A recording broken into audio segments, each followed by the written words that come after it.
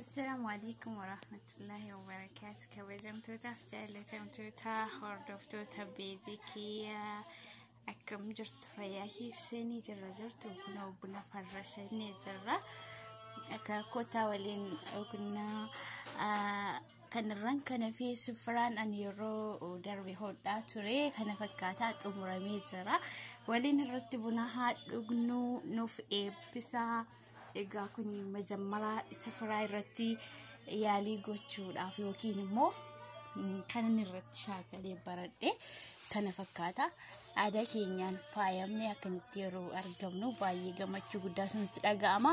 Uummata Oromoo gidduutti illee Rabbiin tokko mahabusu hayyoota keenyaa tokkoomsu adu'aa kadhachuudha. Gandaaf lagaan wal qooduun faayidaan qabu.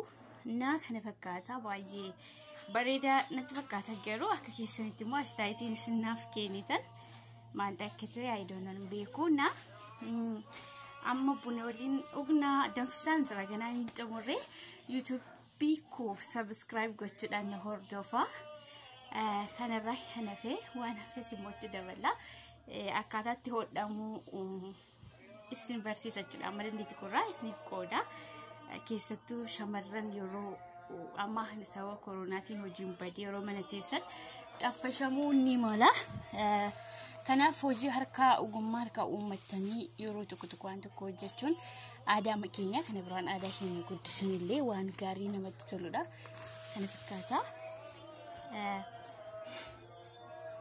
turtii gaarii isinii hawwaa kanarraa kanaaf immoo yeroo biraas isin agarsiisa jechuudha. Alaabaa adda bilisummaa Oromootiin soodheen jira. Kun alaabaa abbaa gadaati.